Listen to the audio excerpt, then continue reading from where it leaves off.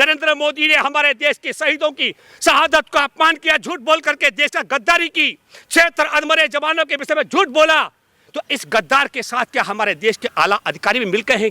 1962 में 80,000 सैनिक थे चीन के, और हमारे 10-12 हजार सैनिकों ने लाठी और डंडों से भी पीटकर भगाया था।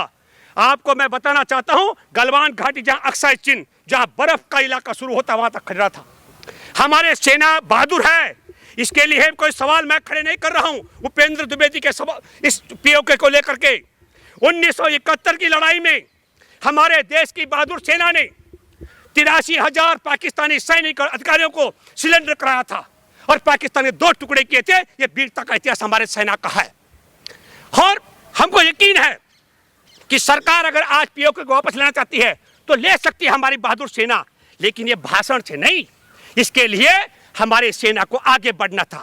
तब मैं सवाल कर रहा हूं कि सवाल हमारे देश की इस बहादुर सेना का 5 मई 2020 से गलवान घाटी में कब्जा करके बैठे चीनी सैनिक 6 जून 2020 को हमारी सेना का कमांडर उनसे बात करता है, और 15 जून को वही चीनी सैनिक हमारे 20 निहत्थे जवानों को पीट पीट कर मार डालते हैं और क्षेत्र को अधमरा कर देते हैं। तो यह बात सार्वजनिक होनी चाहिए कि सेना के कमांडर ने क्या बात की थी चीन के कमांडर के साथ कि उसके बाद उन्होंने हत्या कर दी।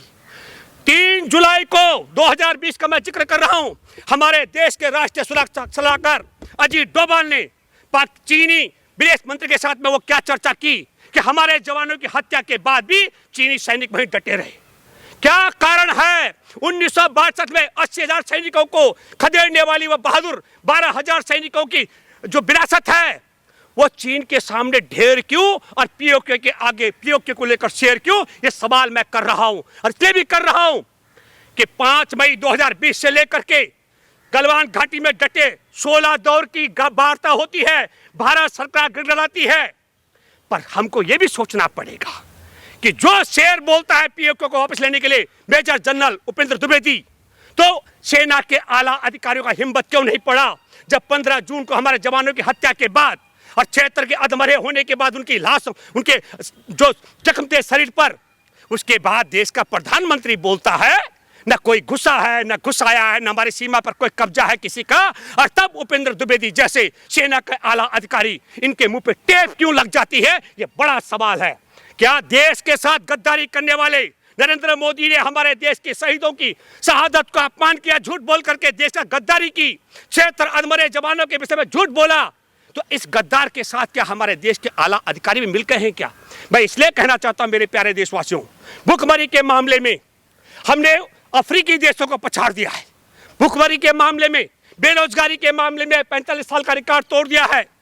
हमारे देश की 42 करोड़ आबादी गरीबी की रेखा के नीचे जी रही है, और राजधानी दिल्ली के लोग मलमूत्र का पानी पी रहे हैं। और फिर हमारे देश में जो सबसे अहम सवाल हैं, मैं मानता हूं इस समय राहुल गांधी पार्टी से अलग हट करके देश में भारत जोड़ो यात्रा कर रही है, बहुत जरूरी है। और मैं इसलिए कहना चाहता हूं, अब मेरे मन में बड़ा सवाल है, क्या गुजरात का चुनाव इस प्रकार भाजपा के पक्ष में करने के लिए हमारे देश की आजादी की 75वीं वर्षगांठ पर देश की वह बेटी बिल्किस बानो, जिसके सामने उसकी मासूम 3.5 साल की बच्ची की हत्या कर दी गई, उसके माँ और बाकी 2 महिलाओं के साथ गैंग रेप किया गया, उसकी उनकी हत्या कर दी गई, और स्वयं बिल्किस बानो के साथ गैंग रेप किया गया, और उसके बाद देश की आजादी की 75वीं वर्षगांठ पर देश में दंगाई, बलात्कारी, हत्यारों को रिहा करके अगर गुजरात के लोगों ने बिल्किस बानो के बलात्कारियों को, दंगाइयों को और बच्चों की हत्या करने वाले दंगाइयों को अगर उनकी रिहाई पर वोट दिया है तो यह शर्म की बात है।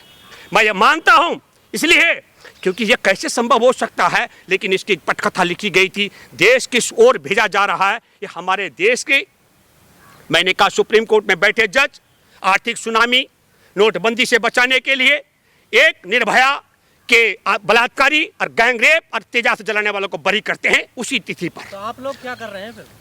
हम तो अरे भाई हम तो बोल ही रहे हैं, हम बोल सकते हैं, कल हम बोल भी सकते हैं, बोलते हैं। अगर आप सवाल करेंगे तो हमने बिल्किस बानो के पक्ष में निरंतर बोला, आप अगर सवाल करेंगे तो हमने निर्भया के बलात्कारियों, दंगाइयों, और उसको तेजाब से जलाने वालों के खिलाफ खूब बोला, किरण नेगी उसका नाम है। हमने तमाम मुद्दा पर, नोटबंदी पर हमने खूब बोला।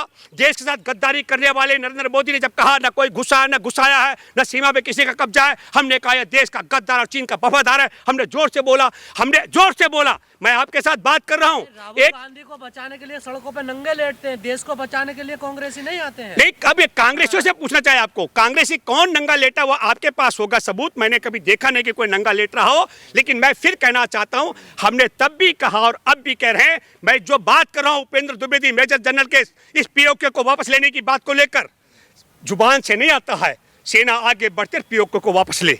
मैं सवाल कर रहा हूं तो आपको बता दूं कि हमारे देश की फिल्म इंडस्ट्री की एक नायिका ने सवाल किया, उस पर देशद्रोह का मुकदमा बना दिया। 56 इंच का सीना प्रधानमंत्री का खुद डर 56 इंच का सीना अगर आप बताते हैं तो 16 दौर की वार्ता के बाद भी जो 56 सीने वाला गिड़गिड़ा करके चीन की सेना को वापस नहीं कर पाया, मैं बता दूं आपको, 7 सितंबर को कन्याकुमारी से कश्मीर के लिए राहुल गांधी की यात्रा निकलती है और 8 सितंबर को वही चीनी सैनिक जो 5 मई 2020 से कब्जा करके बैठे थे, वो वहां से भाग खड़े होते हैं। ये है, इसे सुनिए, इसको सुनो, इसको आप 56 इंच का सीना नहीं कहूंगा, लेकिन मैं ये मानता हूं कि भारत जोड़ने जब राहुल निकले तो पता लग गया चीनियों को कि देश के गद्दारों की पोल खुलने वाली है, इसलिए चीनी सैनिक वहां से भाग खड़े हुए। राहुल गांधी पैदल चलेंगे, सेना चीनी सैनिक भाग जाएंगे। हाँ देखिए, हमने कहा आपके सामने है, देश के सेना के कमांडरों ने बात की, देश के विदेश हमारे जो राष्ट्रीय सुरक्षा सलाहकार अजीत डोभाल ने बात की, तब भी तो वो नहीं गए। 16 दौर की वार्ता हुई, 16 दौर की गिड़गिड़ा रही थी मोदी सरकार। अरे भाई मैं क्या कर रहा हूं, राहुल गांधी का या तो फिर, या मैं मानता हूं कि मोदी सरकार ने, अजीत डोभाल ने, सेना के कमांडरों ने चीन के साथ ये समझौता किया होगा। जिस दिन राहुल गांधी पैदल यात्रा निकालेगा भारत जोड़ो कन्याकुमारी से कश्मीर तक, उसके अगले दिन तो वहां से इलाका छोड़ देना, समझौता किया होगा। तो मैं आपके माध्यम से कहता हूं, अजीत डोभाल ने चीन के विदेश मंत्री से कौन सा सवाल समझौता किया, वो पब्लिक के बीच में आना चाहिए। 6 जून को सेना के कमांडर ने चीनी सैनिकों के साथ क्या समझौता किया, जिसके बाद 15 जून को हमारे जवानों की हत्या कर दी गई, वो समझौता आना चाहिए। और प्रधानमंत्री ने 20 जवानों की शहादत के बाद, 76 के अधमरा होने के बाद क्यों कहा कि एक मिनट, क्यों कहा कि कोई गुस्सा नहीं।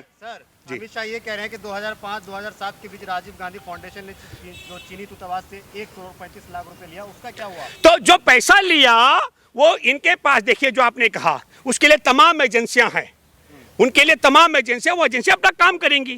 उसके लिए सुनो, उसके लिए मैं तो वो नहीं हूँ। अरे भाई, हमारे देश में पहले प्रधानमंत्री ने देश को 194 करोड़ रुपए दिया, तो उसके लिए वो कहते हैं कि ये तो विकिपीडिया पर ऐसे ही चल रहा है। हम जब एक बात बता दें आपको, जो सवाल आप करते हैं, तो मैं भी कहता हूँ, हमारे देश की आजादी का तिरंगा, उसका विरोध करने वाला हेगड़ेवार इनका नायक है।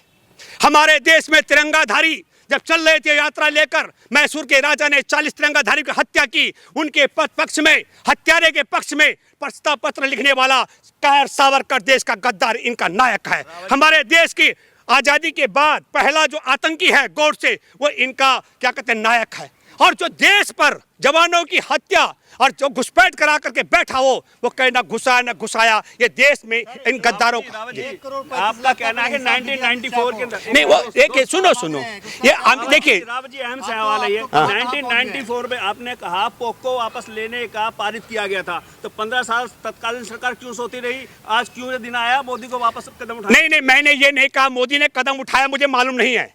मैंने ये बात कही कि 1994 में ये प्रस्ताव संसद में पारित हुआ। हमारे देश, एक मिनट आ रहा हूं, गुजरात में चुनाव हो रहे थे और चुनाव प्रचार के बीच में हमारे देश का मेजर जनरल चुनाव को प्रभावित करने के लिए पीओके को वापस लेने का जो ऐलान करता है, वो चुनाव आचार संहिता का उल्लंघन है।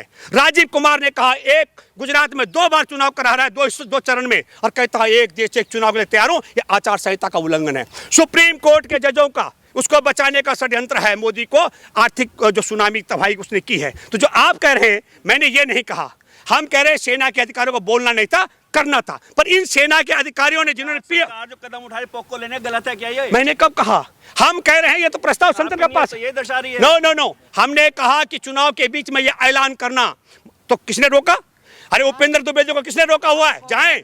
कांग्रेस की बड़ी तारीफ कर रहे हैं। भारत के हजारों जो हेक्टेयर जमीन जो है चाइना ने कब्जा कर लिया, उस वक्त सरकार क्या कर रही थी कांग्रेस? देखिए, आपके लिए सुनिए, मैंने पहले कहा, दोबारा प्रमाणिक है, हमारे देश के सिर्फ 12,000 सैनिक थे उनके 80,000 सैनिक थे। एक इंच भी कब्जा नहीं कर पा रही है। कौन लोग सवाल गल कर रहे हैं, अमित शाह अभी कह रहे हैं, अभी अरे अमित शाह देखिए झूठ बनाने बोलने फैलाने वाली मशीन क्या बोलते हैं।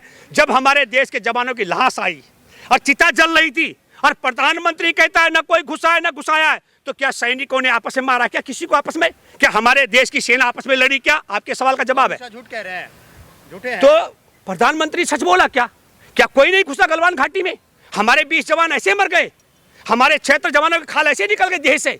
क्या झूठ बोला कि नहीं बोला? आपसे कह रहा हूं मैं, क्या प्रधानमंत्री ने झूठ बोला कि नहीं? आप मुझे बताइए। और मैं फिर हैरान हूं कि जो अधिकारी पीओके के लिए बोल सकते हैं वो गलवान हमले पर और गलवान की घुसपैठ पर क्यों मौन है? ये बड़ा सवाल है। मतलब आपको लग रहा है आपके पास सब कोई मिले हुए तथ्य तो हैं? दिख नहीं रहा आपने। बिल्कुल हाँ? बिल्कुल 101%। मैं कह रहा हूं जिस प्रकार उपेंद्र द्विवेदी मेजर जनरल ने कहा पीओके को लेकर के, मैं अपील करता हूं मिस्टर उपेंद्र द्विवेदी, अगर मैं झूठ बोल रहा हूं कि चीनी सैनिकों ने घुस करके गलवान घाटी में हमारे 20 निहत्थियों की हत्या की, जवानों की 76 को मार मार के अधमरा किया, अगर मैं झूठ बोल रहा हूं तो मेरे खिलाफ राष्ट्रद्रोह का मुकदमा बने। और अगर मैं सच बोल रहा हूं तो डूब मरो शर्म के मारे, तुम भी तो सच बोलने का साहस करो। ये मैं बोल रहा हूं। आप कांग्रेस को इतना अच्छा बता रहे हैं। रवि किशन कह रहे हैं कांग्रेस की वजह से मेरे 4 बच्चे पैदा। अरे भाई देखिए सुनिए, आप देखिए वो महिला है, महिला पर देखिए मैं रवि किशन ने अपनी पत्नी के चीर हरण का, चरित्र हरण का जो आरोप लगाया कांग्रेसियों पर, देखिए मैं फिर अगर कहूंगा तो इनका आइकॉन है आज सुनो, पेशेवर बलात्कारी आसाराम, वो इनका बापू है नरेंद्र मोदी का। हमारे अरे बापू है हमारे देश में बलात्कार हत्याओं के मामले पैरोल पर बाहर आया हुआ, जो अभी आया था 40 दिन के लिए, उससे आशीर्वाद लेने वाले, उसको पिता बताने वाले, और जो संत है चिन्मयानंद नग्न हो करके उसकी वीडियो वायरल हो रही है। इनके देखिए आप समझिए, इनके यहाँ महिला का न कोई स्थान न सम्मान है। जब से आरएसएस का गठन हुआ तब से लेकर एक भी महिला आरएसएस की मुखिया नहीं बनी है। इनके यहाँ महिलाओं का न मान और सम्मान है। हम आपको, मैं क्या कहूँ, बहुत ओछी बात है। आप ये सुनिए, एक मिनट आपको बता दूं, कई मर्तबा आपने देखा होगा पंडित जवाहरलाल नेहरू अगर अपनी बेटी और भांजी से मिले हैं तो किस प्रकार इनका जो क्या कहते हैं वो जहाँ संघ की दीक्षा, नागपुर की दीक्षा और क्या कहते हैं वर्षा यूनिवर्सिटी की शिक्षा मिली हुई है, किस प्रकार बदनाम करते हैं रिश्तों को, आप कल्पना नहीं कर सकते।